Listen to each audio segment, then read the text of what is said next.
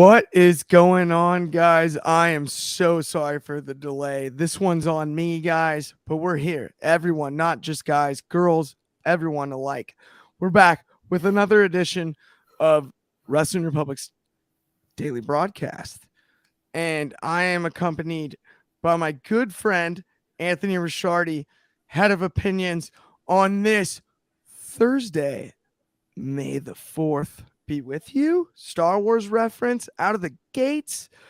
Easy money on that one. And I again apologize for the delay. That one's on me. But happy to be here. And Anthony, how are you feeling today on this May the 4th Thursday?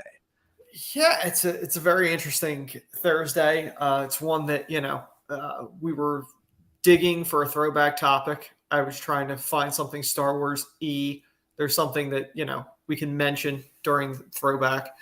But yeah, I'm looking forward. This is the show I look forward to most every week. Of the course. Throwback Thursdays. And I will say too, for all of the Star Wars fans, my favorite quote from the entire series from Yoda is only a Sith lives their life in absolutes.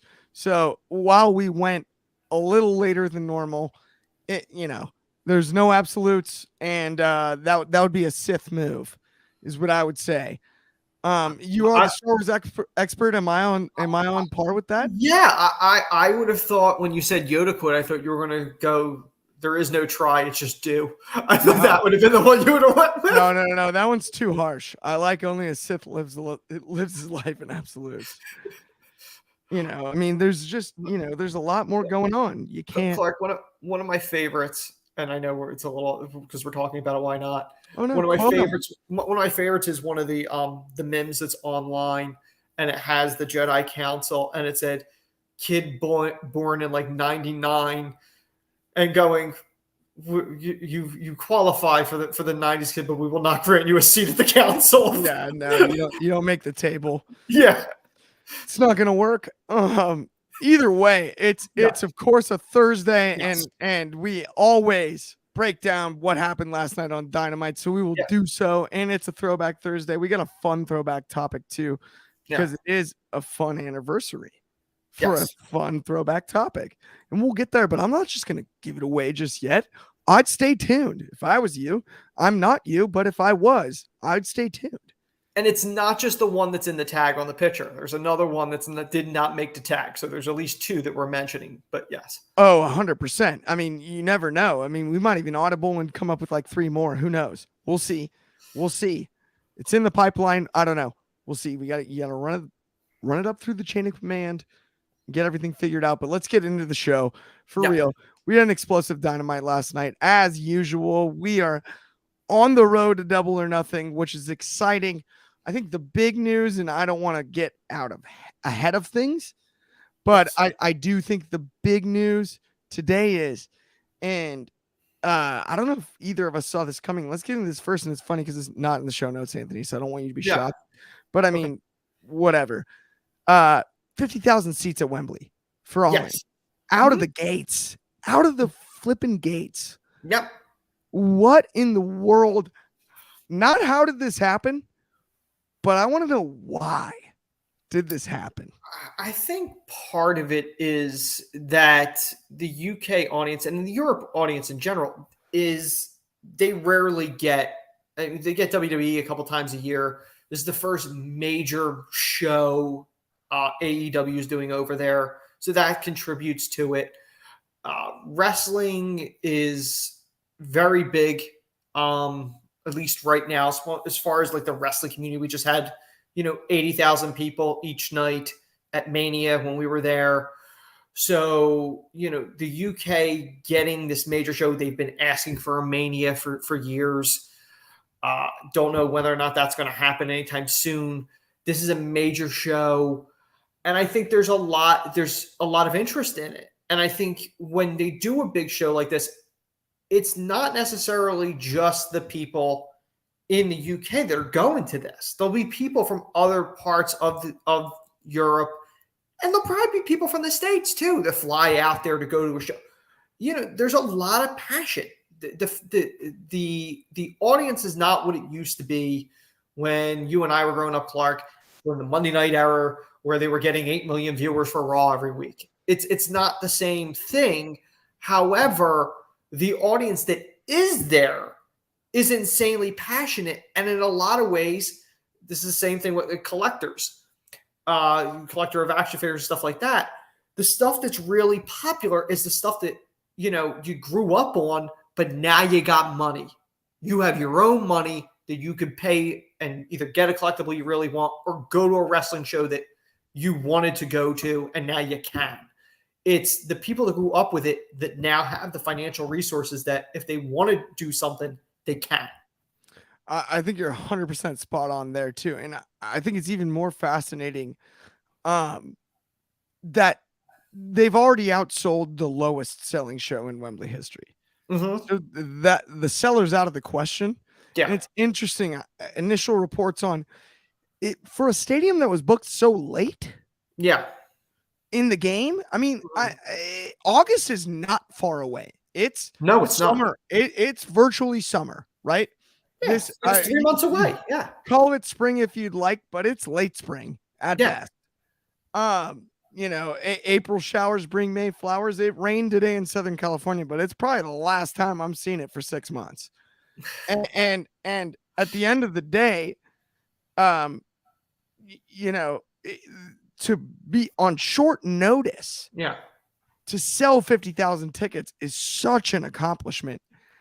I think at the end of the day, I put the number. I think I truly believe in the 80s is possible. I think it's going to be a huge number, and I think another factor that might contribute to this, we're still technically coming out of the pandemic with so many things shut down.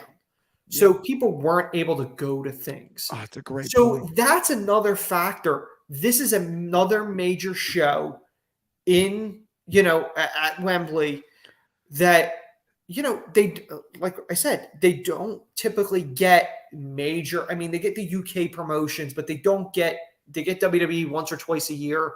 First time they get an AEW, arguably the second biggest company in the world. Realistically, they're the second biggest. No offense to New Japan, but you're not touching that.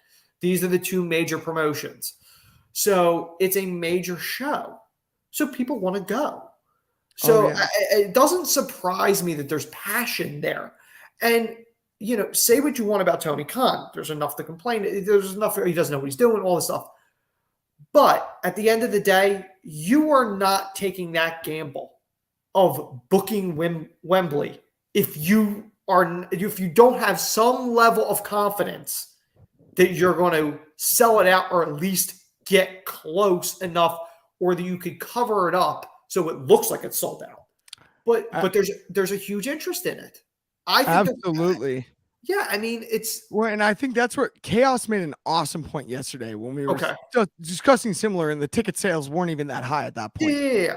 And he said there's something about UK. I even think he said British fans as well. And I don't want to misquote him, but our very own Chaos. I loved it. The point he made. Yeah. He goes, when reports started coming out about can they fill it? Yeah. British fans, it's even casual fans, will look at that as hold my beer. Yeah. And it's a little bit like there's city. You're from Philadelphia. Yes. I'm a Chicago kid. There's cities in America like that. The New York, right? New York isn't gonna let MetLife have empty seats. They're not gonna let MGM. They're not gonna. Same thing with Chicago, with Soldier Field, with Philly, with the Link, with the. I mean, look at those Phillies playoff games from last season. Yes. Those, I mean, all the way through they the take World over Series. Stadiums. Yes, every game. Yeah. It was. I went to the Padres Phillies game 5 last season. Yes, in San Diego. Yeah, I'm sorry, not game 5. It was game 3 that I went to, I believe. Right? Yeah, I know you went to a game, but I don't know if it was a playoff one or not. But I'll take your word. Not for the it. point. It was in San Diego, and I'll tell you what, it was split down the pipe fans wise. And that's no knock on San Diego. San Diego can fill a building too. Yeah, it's just different. And Wembley Stadium, there's something special. We had this discussion yesterday, Anthony. I don't know if you No, I didn't get a chance to watch yesterday's episode. But we talked about the I was supposed to be on it, remember? Yeah, exactly. I know. Yeah, you had stuff going on too. Yeah. And we had Fury and Dillian White. I talked about. Yeah. They sold 90,000 at Wembley. Fury's entrance to American Pie. Oh. Yeah. It's iconic. It's unbelievable. The whole crowd is singing every word of the song. It gives you goosebumps every time you watch it. Mm-hmm. And this is no knock on Dillian White. Heck of a talent. Clearly a top 10 boxer and was granted the opportunity to challenge Tyson Fury. In the last 5 years since Tyson Fury's returned to relevance and been the heavyweight champion, that is outside of that's the one where you're like, he fought Dillian White. 90,000. That was the biggest gate in the whole run. Wilder and him didn't do 90,000 anywhere. That never happened. It didn't. But at Wembley Stadium with Dillian White, not Deontay Wilder, who we watched drop him in the 12th round in LA at Crypto Arena where we just were. Yes. Right? Not the guy that we thought could beat him, not even Anthony Joshua, who it's been built towards for 5 years. Now, this is boxing, not pro wrestling, but at the end of the day, they sold 90,000 tickets, basically on the back of the of Tyson Fury. That's simple. And for me, the fact that it's something we haven't seen in now 31 years at Wembley Stadium. Yes. And what was the number then? Because it hadn't been redone. It was a newer building. The number then was in the high 70s or 80s, if I remember up. I don't know it off the top of my head. But you know what? Another contributing factor, especially with the rise in ticket sales, and this is just true in general, when you see high numbers getting reported, psychologically, people then go, you know what? I was on the fence with this. I need to go see this because it's a fear of missing out. FOMO. And the one I would even add is they haven't even announced the card yet, Anthony. Oh, yeah. They haven't even announced the card. Literally, it's the fact that it's in Wembley and it's a wrestling pay-per-view. And I don't even want to hijack the topics of the show because we have got great ones lined up. Yes. What if it's CM Punk on the marquee? Then what? I think what? You figure they're going to go after somebody connected to the crowd, whether that's, a Drew Galloway, if he doesn't resign. I think that's out of the question, but I'm just saying, even just spitballing, I hear you. That would be iconic. Like a name, like Nick Aldis is off the board unless they make a deal with Impact because he's now signed. Right. So if they wanted to go, to me, if you're booking this, and I'm throwing this out there, no idea whether or not this would happen. You know what match I would book on that show? And I didn't tell you this, but this is a match. Matter of fact, I mentioned this when we were coming back from ROH. I would book Danielson against Nigel, his one last match. That would be, I think. I don't know that fills the rest of the arena, but I'll tell you what. That'll sell some tickets. I think it fills a section. It fills a section. Yes. At least. Yeah. And that's where I'm not saying that main events it, but just I'm not even saying something like that. Yeah, it's a good move. Just CM Punk. But if you do put that name on the billboard in the UK, that guy fills houses. We've had all of this all the way, and I understand that. But if you put CM Punk in that billboard, he will Tyson Fury it. It will be 90. It will be 90. It'll be 90. 100%. Think about this. I don't know what the number is. Yep. But it's been, if it's not, it's at least close to a decade since CM Punk has wrestled in Europe in any capacity. Because you figure he's been out of WWE, 8 years, roughly? Yep. He left in 14. 100%. So, in theory, it would be 8 years because I'm presume possibly he was on a UK tour prior to him leaving. So it's at least 8 years, at least. So close to a decade he hasn't been there. Yeah. I don't know if he's done any conventions. I don't know if he's done anything over there, but he hasn't done anything there in almost 10 years. That's a draw. Now, the question is who you put him up against. That's a whole nother thing. I don't even know if it matters.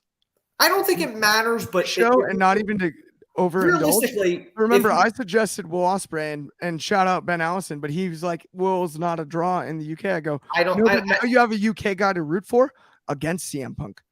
And now all of a sudden, you're talking. See, that's the thing. I think that I would argue that is a draw. I mean, realistically, Punk against Ospreay or Punk against Omega, that's a draw. Punk against Butcher from Butcher and the Blade, that's not a draw. No. I mean, so like to me, I think this show is going to do insane numbers. Now, the one issue they're going to have is they got to nail that show. Forbidden Door was a dud. I think Forbidden Door did not live up to the hype. I would call it like it was, because I agree with you. I would say not quite a dud. Well, no, but because of the hype around live up to the hype around it. Yeah, they couldn't live up to, but they didn't even do the like, well, wait a minute, that was close, or like that was nothing was close. They just kind of went by the book. So, and not only that, with Adam Cole's injury, that's my takeaway from that one. So it's like, realistically, the show needs to deliver 100%, and you need to capitalize on that momentum. You can't just do that show, because the bar will then be raised. Then the question then becomes, okay, you got spitballing 70, 80,000 people in Wembley. Now you're back home in the States. Right. Where are you going to duplicate that? Yeah, that is an issue. That's the problem you're now going to have, because now the bar is set. So you got 80 there, but you're only filling a 15,000 seat arena in the States. I do think that's a bit of the nature of the beast, and not to dive back into the box. I'm not saying. But I will say this. So, for example, like Fury White at Wembley, 90,000, right? Yeah. Fury Usyk, they're talking about doing it in Saudi Arabia, maybe Vegas. I don't know. They might do it at MGM in Vegas. Now, the gate might equal the gate at Wembley, because the price of those tickets will be, right? Like the Gervonta Davis, Ryan Garcia gate was just off the charts. It was because everyone was like, wait a minute, we have two undefeated absolute savages in the same ring. That's different. I understand, totally different animals. But at the same time, for that, I hear where you're coming from, but you'll always be knocked for, I mean, Fury got knocked for fighting Dillian White and then going back and doing the rematch with Wilder in a smaller venue than Wembley, right? Well, Wilder didn't want to fly to the UK and cut weight over there, and not cut weight, but like, and work out over there and do that. And I get that. So they didn't fight over there. But at the end of the day, I do think there's enough arenas in the US that the dynamic, economically speaking, with the touring, and this is just geographically speaking, it's just larger, right? There's more areas you can't fill in. And I think while it will be written about and spoken about, I actually don't think that because I hear where you're coming from on the bar being set, but I don't think it'll be a long-term issue. I mean, for just, and I'm not saying like every show, but if you did, whether it's Double or Nothing, are all out, or just for example, there are two major. Right. I know there's an argument of which one's their WrestleMania. Allegiant Stadium's across the street for Double or Nothing. But what I want to say is, like, in that situation, if you're doing it, look, for a major show like that, I think you need to. Like, if you set the bar at Wembley at least one time a year, and it can't be Arthur Ashe in New York. Now, it needs to be a major stadium. Like Arthur Ashe, I think, is a big deal because they don't really allow it to be booked outside of the US Open itself. And I think that's the bigger deal, is the fact that they allowed AEW to have events there.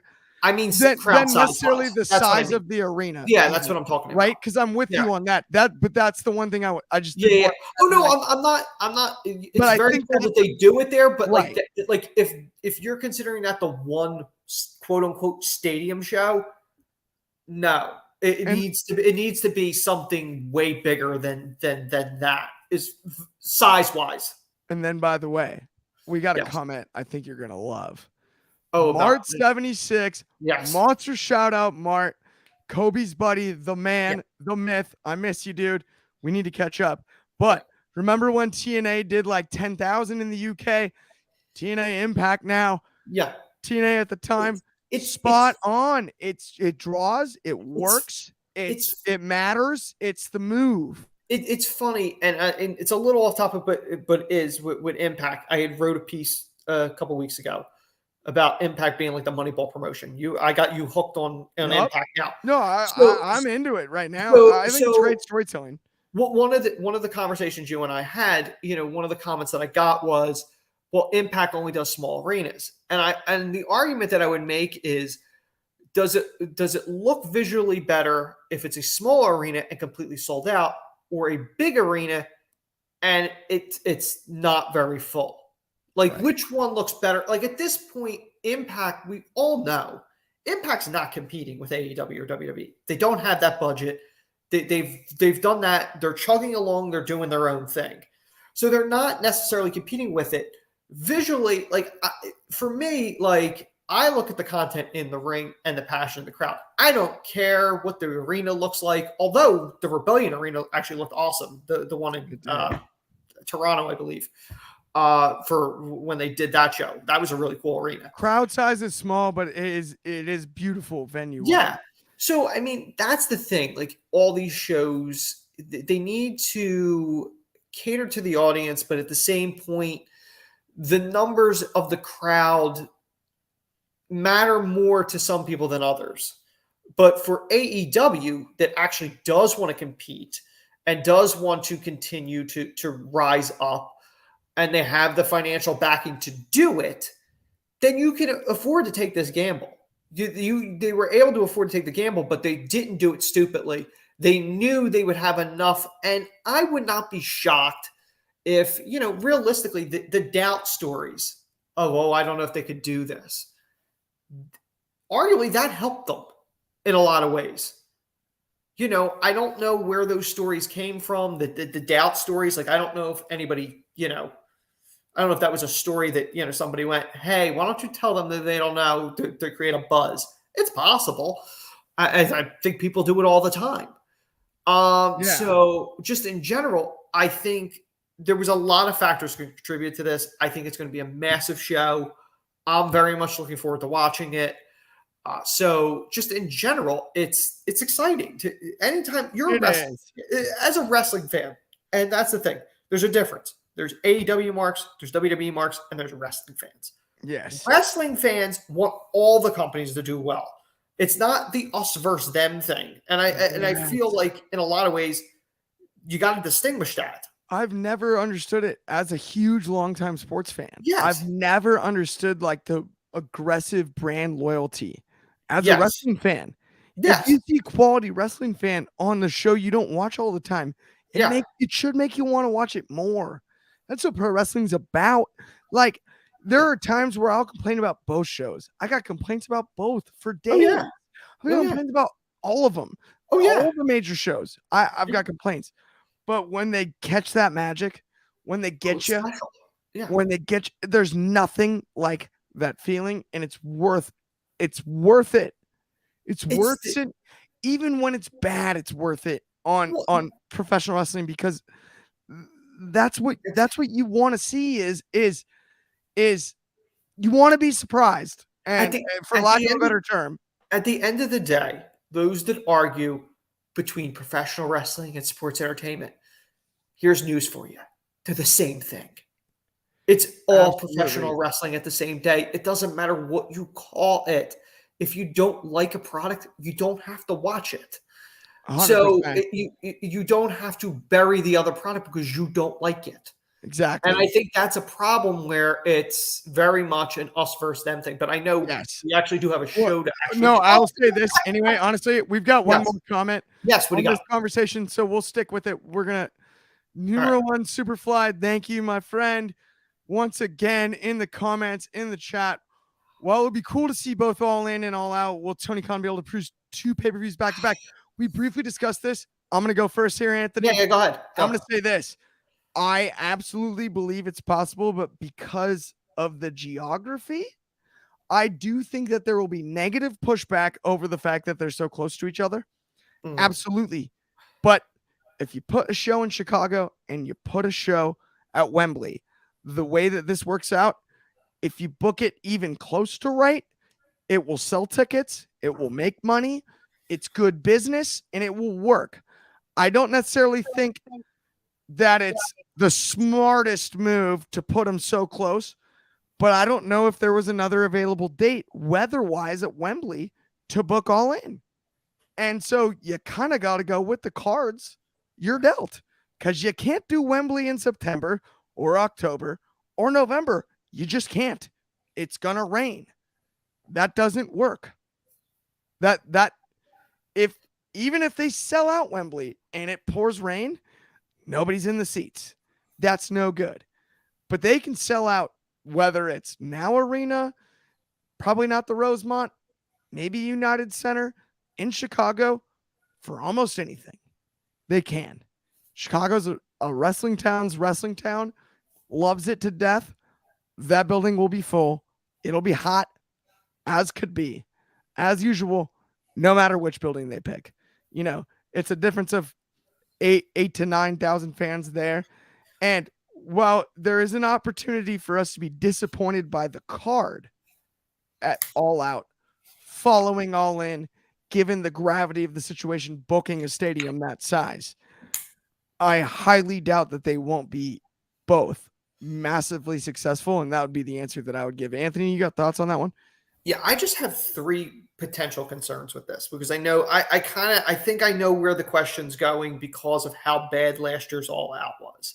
And I think a large factor of that was doing the extra pay-per-views. They did Forbidden Door and they also did a Ring of Honor pay-per-view, which took TV time away that would normally go towards a build out to All Out. So I understand where that concern is. And then that would be my concern too, doing them back to back, because at that point, the weekly TV, are you booking both shows essentially simultaneously? Like, I'm going to fight you at All In, and the next person, I'm going to fight you at All Out. Like, I think that might be a bit of a problem. Another issue that I think they could potentially have is simply the price of the pay-per-views. So their pay-per-views run about $50 a piece, right? You're going to have 2 shows back to back. So that's $100 that you're expecting, the same fans to spend $100.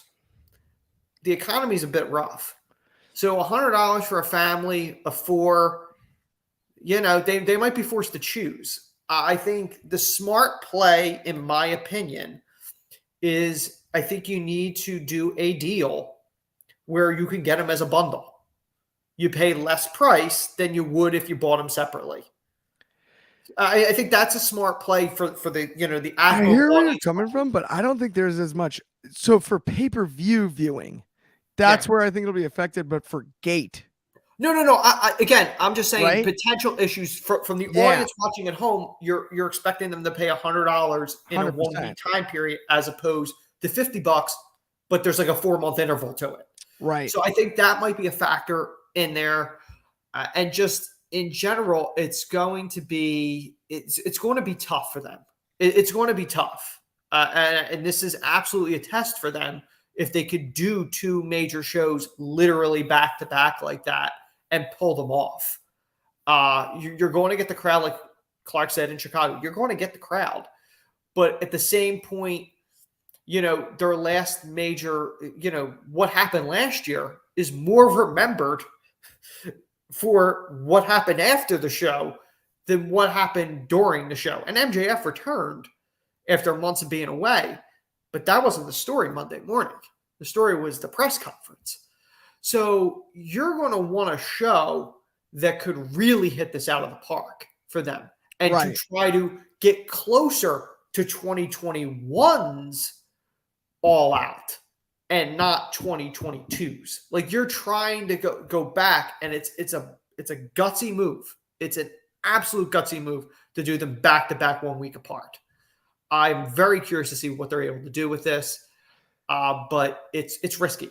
I agree, and we don't have the time to get into this, but it's No, funny. I know. I haven't seen a back-to-back since SummerSlam and Payback, which started this whole Roman Reigns thing. We haven't even said the WWE once, but they did do it themselves. Yes. During the Thunderdome era. Not the same at all. Yes. But let's actually just blitz through Dynamite really quick. Let's cover the big ones. Let's cover the big ones. Yeah. And then obviously we led you guys on a long trail of us talking about Wembley, which was relevant and mattered. And that's why we did it. Yeah. And then it's throwback-ish anyway. And then we're going to do a little bit of Dynamite, and then we're going to do the actual throwback. It's going to be great. Yeah. Everyone's going to love it. And so let's actually just start with the big one. Yeah. And that's, we've got the 4 pillars in a match. Yes. Darby with the finish. Yes. Little coffin drop. Big win. Ball game. How did you feel about the whole thing? For me, and I said this. Wait a minute. Hang on. Before you go, I will say this. It's funny. Me and Chaos discussed this match pre-match yesterday. Yes. We both said it sucks because they've taken so long to get here, but it's very obvious this is a 4-way. Oh, yeah. Outside of that, last night's match was fun, right? But they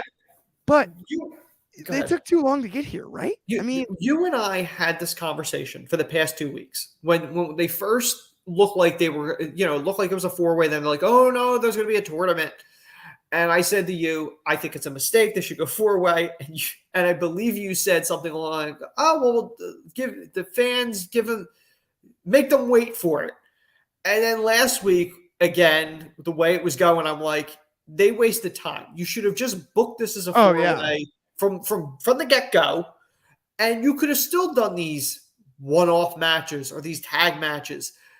Instead, it was getting to point A to point B, but for some reason you decided to go a back road when you could have just drove straight there. Like, they took a detour that was not necessary to get to the destination that we all assumed they were getting to. And to your point, this is what bothers me. So now we have the 4-way, right? Mm-hmm. But Darby just hit a coffin drop and put Sammy away, which could potentially win him the title in 3 weeks? Mm-hmm. Easily. We just saw it happen. So now you've buried one of the 4 pillars in that match last night, which was excellent. I enjoyed the tag match as much as the next guy. It's fine. Awesome match. But now you've buried Sammy Guevara, who I would argue of the 4 pillars would be the shortest pillar. That's not a height joke, but smallest pillar. I'm just saying, of the 4. Yeah. Right. And by the way, he is by height, if we're measuring that way, taller than Darby, but pillar wise, Darby's pillar's higher. And I don't understand. That's a sentence that I didn't expect you to say, but go ahead. Why you would I understand why Sammy had to take the pinfall. It couldn't be MJF, yeah. But it was booked into a corner. And I do think there's a scenario where MJF, I laid this out yesterday. I would have preferred MJF takes a big old hack with the Dynamite Diamond ring and misses and hits Sammy and then just says, frick it. I'm done. I'm walking out. To me, that would have been a smart play to do that. Just in general, like I said, this wasn't really necessary. I would have preferred, in all honesty, have Sammy and MJF cheat to win.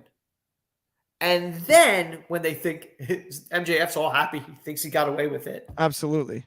I know he says he doesn't want to be an on-screen character, but he has appeared on screen before. Yes. Have Tony Khan go out and go, nah, we ain't doing that. And then we've got a great comment, by the way, here, and then we're getting right into throwback. Yeah, but let's throw this on here. Yeah. Would you prefer if each of the 4 pillars face each other one-on-one, then a tag team, and then building to a fatal four-way, or the way AEW booked it. So to be completely honest, I don't think we needed to see the round robin version where everyone face each other along the way, because that's too telegraphed as well. Someone has to go over in each of those, and you can't have non-finishes in all of those. Yeah. So from a booking standpoint, that could get too muddy. Yeah. The way they booked it, I'm fine with. I do have complaints, but by comparison, I love the idea on paper that's presented here. Yeah. But at the end of the day, I do think that if they all play the round robin, then they've all gone over each other, and it just devalues each pillar. At this point, the only pillar that's kind of been devalued thus far would be Sammy taking the fall last night. Which is the interesting part, because, one of the things that Sammy said in a previous promo was he was supposed to be the job guy for Jericho's both his stables.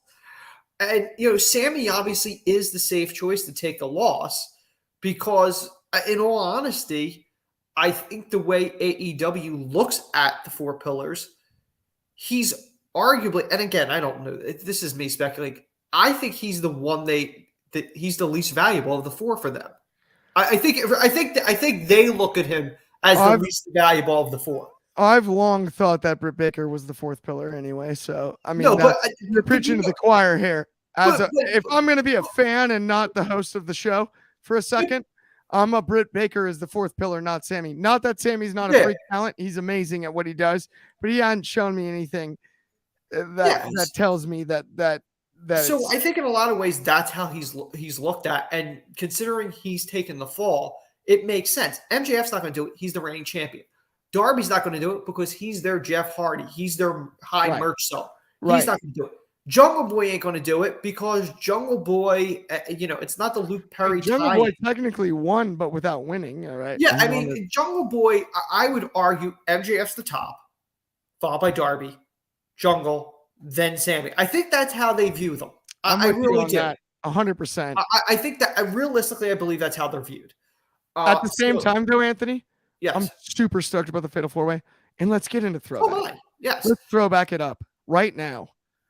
Oh, you don't want to cover anything? Okay, gotcha. No, that's it. That's it. We're doing throwback. It's Throwback Thursday. All right, time to go back in time. Yes, and we've got an awesome one, Insurrection 02. Yes, and it's also when they got the F out, I believe. That's the whole thing. You wouldn't think much about Insurrection 02. And the funny part is, Clark and I, at least I know from my experience, it was a UK-based pay-per-view. And at that time when they were doing those, you couldn't buy them in the States. They were only available overseas for us. They would come out a couple of months later, VHS or DVD or something like that. You could rent them. I'm sure it's on the network. I've never watched it. Oh, yeah. So, but the historical part of it is why we wanted to reference it today, is because it's technically, I believe, the last WWF pay-per-view before they were forced to legally change their name to WWE. I know a large portion of pay-per-view that the plane ride from. Yes, it is. That is the infamous plane ride from hell, Dark Side of the Ring. That's the infamous plane ride from hell. And in a lot of ways, it's kind of funny. That's more well known than the event. Just like the Brawl Out controversy at All Out is more memorable than All Out was in 02. So it's kind of. I also believe, interestingly enough, I believe it's the second to last. No, I'm sorry, not second to last. It's the last appearance for Mr. Perfect in the WWE or WWF at the time. Yeah, because it's Mr. Perfect's last wrestling match because of what happened on the plane. Yep, and he was the opener with Goldust, who also interestingly was involved in that plane ride. And that those ties to that. Looking at the card, right? You have RVD and Eddie Guerrero. Yeah. Then you've got, which I'm sure was off the charts for the bell. Yeah. But is a DQ, by the way, finish on that one. And then you got Trish and Jacqueline. Yeah. against Molly Holly and Jazz. Yep. One of the few times you get an awesome women's tag match during the Divas era. Yeah. And 7.5 minutes is what I'm seeing here. Yep.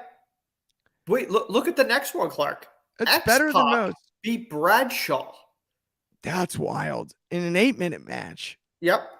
And you got Booker T and Stevie Richards. For the hardcore title. And no 9-minute match. Yep.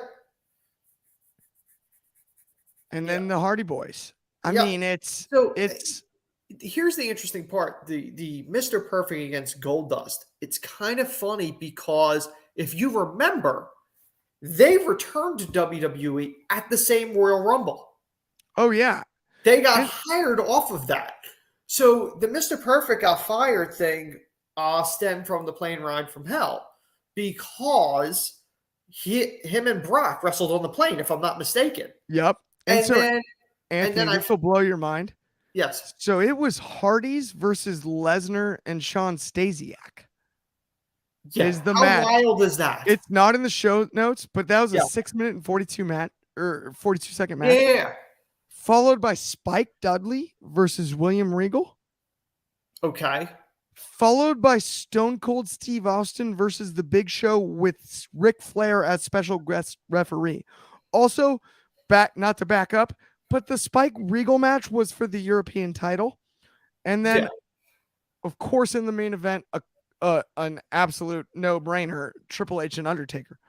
Yes. But the 7th match of the 9-match card was Spike Regal, and Spike won the European title. I forgot he had a European title reign. For 4-minute and 56-second match, and Spike Dudley won the European title in that moment. And then they followed that with Stone Cold versus Big Show with Flair as the ref. Anyway, I'm sorry. I didn't mean to cut you off, but just to finish the card. But you look at that, like the Mr. Perfect thing, and I remember this. After he got fired by WWE, he ended up going to TNA. And what the promo I believe he cut at that time was, I took down Brock Lesnar 30,000 feet in the air or something to that effect. He referenced the plane ride. But when you look at it, the fact that WWF established itself as a brand, those initials. Now, it was the whole thing with the World Wildlife Fund. That's ultimately why they had to legally change their name. But the fact that they were able to come out of that and 20-something years later, 21 years later, they were able to establish WWE to the point where longtime fans will still call it WWF. Yep. Or even people that don't really pay attention but know the letters, but they were able to establish that as the brand. In a lot of ways, it's almost like Kleenex, where people refer to non-brand Kleenex as Kleenex. It's the same way with professional wrestling, especially with non-fans. Oh, you mean WWE? Like, that's all they know. The fact that they were able to penetrate and get the WWE brand over after all those years of them pushing WWF is really a testament, because no one else has come close of changing their name and having that brand recognition the same. 100%. 100%. It's a wild moment in history. And I mean, honestly, it's been a fun show today. Always a good throwback. The one last thing, which didn't know till just before the show, 25 years ago today is when WWF aired the first promo package hyping up the debut of Edge. Absolutely. You got to love that too, by the way. Happy anniversary, Edge. You deserve it, Adam Copeland. First ballot Hall of Famer, no doubt, obviously. And honestly, dude, fun show today. Yep. I apologize from the bottom of my heart that we went late and we didn't even fully cover the Dynamite, but that's not the point. It's really not about that. It was a fun show today. It was a throwback Thursday. We had a blast. And thank you guys for having us. If you haven't liked and subscribed, big old thumbs up, please do. And then on Spotify, 5-star review. Thank you so much. On behalf of Wrestling Republic, me and Anthony, you guys are the best. Keep tuning in, and we will talk to you guys soon.